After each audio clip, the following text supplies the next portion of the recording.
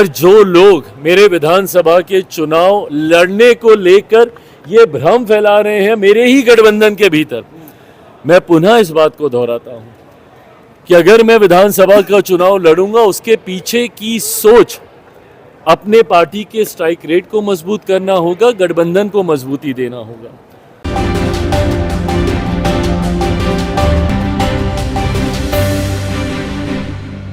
विधानसभा चुनाव लड़ने की कवायद पर चिराग पासवान ने आज खुलासा कर दिए हैं, तो वही उन्होंने विपक्ष पर भी जमकर हमलावर होते हुए नजर आए।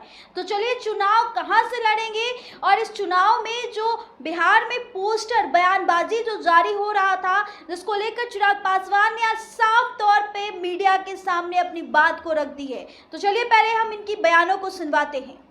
की बात कही जा रही है, चुनाव लड़ने की बात हो रही है शाहबाद के इलाके में कल लोक जनशक्ति पार्टी रामविलास एक बड़ी सभा का आयोजन करने जा रही है और ये शुरुआत मानिए, इसको कहीं ना कहीं एक शंखनाद मानिए। विधानसभा चुनाव को लेकर बिहार के अलग अलग इलाकों में 5-6 जिलों का इस तरीके से समूह बनाकर परमंडलीय स्तर पर करने की सोच थी, पर हम लोग 5-6 जिलों का समूह बनाकर हम लोग बड़ी सभाएं आयोजित कर रहे हैं, जिसमें पूर्णतः स्थानीय हमारी इकाई की इसमें अहम भूमिका रहेगी, हमारे संगठन की अहम भूमिका रहेगी। इस बार भी कैमूर, रोहतास, आरा, इन तमाम जिलों को, औरंगाबाद, इन जिलों को मिलाकर हम लोग ये बड़ा कार्यक्रम आरा में हम लोग करने जा रहे हैं। इसके बाद अलग अलग कई और 8-10 ऐसी ही बड़ी सभाएं होंगी।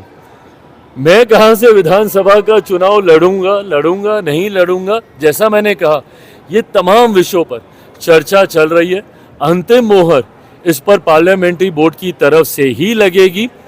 पर जो लोग मेरे विधानसभा के चुनाव लड़ने को लेकर ये भ्रम फैला रहे हैं मेरे ही गठबंधन के भीतर, मैं पुनः इस बात को दोहराता हूं कि अगर मैं विधानसभा का चुनाव लड़ूंगा उसके पीछे की सोच अपने पार्टी के स्ट्राइक रेट को मजबूत करना होगा, गठबंधन को मजबूती देना होगा।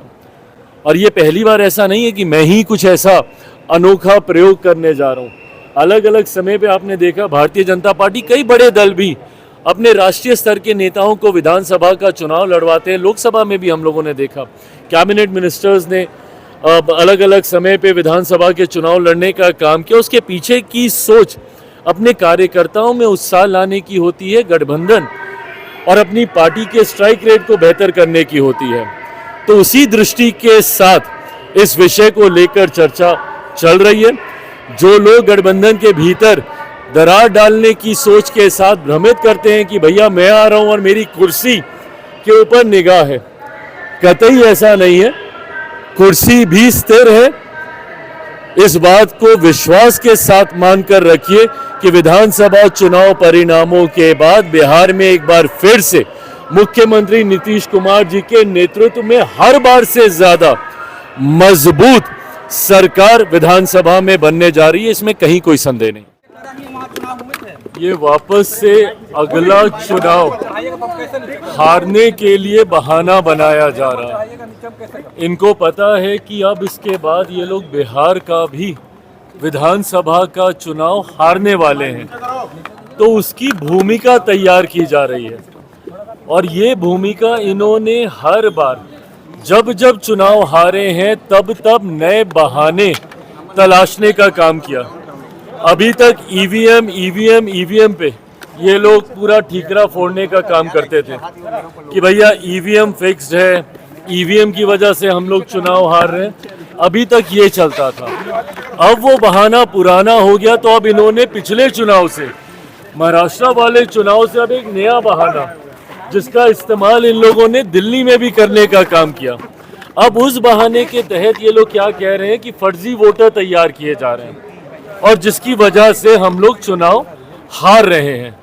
भैया 55 साल तक आप लोग आज़ादी के 70-75 साल के इतिहास में 55 साल तक आप लोग सत्ता में आप लोग रहे। उसके बाद अगर आज देश की जनता आपको नकार रही है तो ज़रूरत है आत्ममंथन करने की, ना कि बहाने तलाशने की। जो कि राहुल जी कर रहे हैं। सिर्फ और सिर्फ बहाना ये लोग तलाशते हैं कि इस वजह से हम लोग चुनाव हारे। अब ये मान के चलिए कि इन्होंने बिहार विधानसभा चुनाव में भी अपनी हार स्वीकार कर ली है, और आज जिस तरीके से एक अखबार में बड़ा सा अपना आर्टिकल छपवा कर इन्होंने उसके लिए एक नया बहाना तैयार कर लिया है। बिहार में अब जब ये चुनाव हारेंगे तो उस पर भी ठीकरा इसी बात का फोड़ा जाएगा कि नए वोटर्स तैयार किए जा रहे हैं। भैया आप एलओपी हैं, आप हिस्सा हैं इस व्यवस्था का। जब चुनाव आयोग को जब चुना जाता है, जब इलेक्शन कमिश्नर को जब चुना जाता है, इन तमाम प्रक्रिया में आपकी भूमिका रहती है। तमाम ऐसी कॉन्स्टिट्यूशनल बॉडीज हैं जिसमें आपकी निर्णायक भूमिका रहती है। उसके बाद आप हर व्यवस्था पर आप सवाल खड़ा करेंगे तो जरूरत है कि आप आत्ममंथन कीजिए। क्यों जनता आपको नकार रही है इसके लिए सोचिए, ना कि बहाने कैसे तलाश किए जाएं उसकी चिंता करें। उन्होंने आरक्षण को लेकर भी कहा है चिराग जी कि आरक्षण का जो सीमा है 50% उसको बढ़ा दिया जाएगा जब हमारी सरकार आएगी तो, और जिसको जितनी जरूरत होगी उतनी आरक्षण दी जाएगी। बहुत अच्छी बात है भैया, बिल्कुल करें। पर इससे पहले किसकी सरकारें थी? आप ही की थी ना। एक पार्टी तो छोड़ दीजिए, एक परिवार से 3-3 प्रधानमंत्री थे, आपके परिवार के थे। आपके दादाजी थे, परदादा थे, दादी थी, आपके पिताजी थे, सब थे। लंबे समय तक 2014 से पहले एक दशक तक आप ही के पार्टी की नेतृत्व वाली सरकारें थी। मुझे चिंता इस बात की होती है कि जब आप लोग विपक्ष में जाते हैं आपके स्वर बदल जाते हैं, जब आप सत्ता में आते हैं आपके स्वर बदल जाते हैं। आज जितनी चिंताएं हैं व्यवस्था को लेकर, सबसे पहली बार सीबीआई किसी सरकार का तोता है, ये किस सरकार में कहा गया था? किसकी सरकार थी उस वक्त? आज जब आप कॉन्स्टिट्यूशनल बॉडीज के ऊपर जब आप सवाल उठाते हैं तो ये किसकी सरकार में कहा गया था कि भैया सीबीआई सरकार का तोता है? आप ही की सरकार में, यूपीए गवर्नमेंट थी उस वक्त, उसी वक्त कहा गया था कि भाई ये सरकार का तोता है।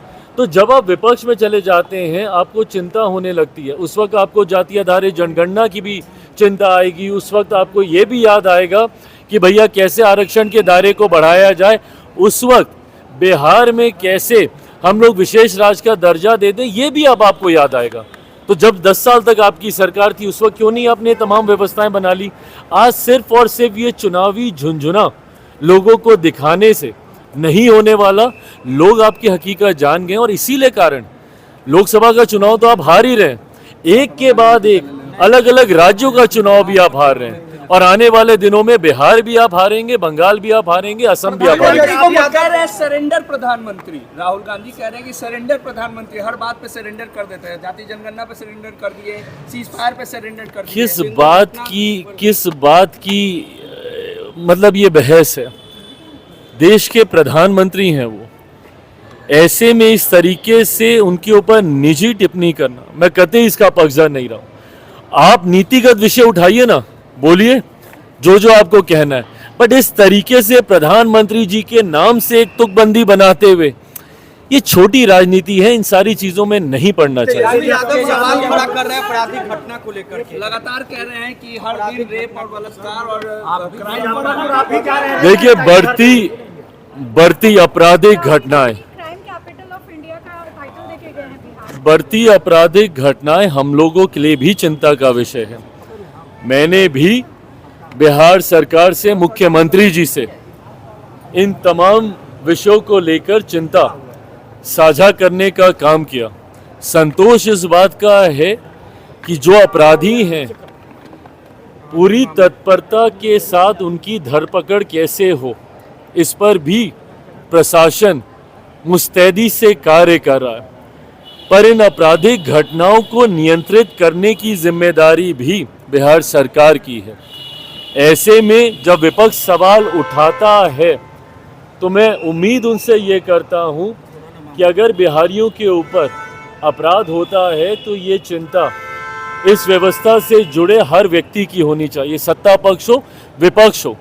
कैसे हम लोग इसको नियंत्रित करें, मिलकर हम लोग को कार्य करने की ज़रूरत है। सरकार और प्रशासन, इस बात का मैं विश्वास ज़रूर दिलाऊंगा। देखिए, बिहार सरकार का मैं हिस्सा नहीं हूँ, मेरा कोई विधायक नहीं है जो कि नीति पॉलिसी मेकिंग प्रणाली का हिस्सा हो, बट हाँ बिहार सरकार का हम लोग समर्थन ज़रूर करते हैं।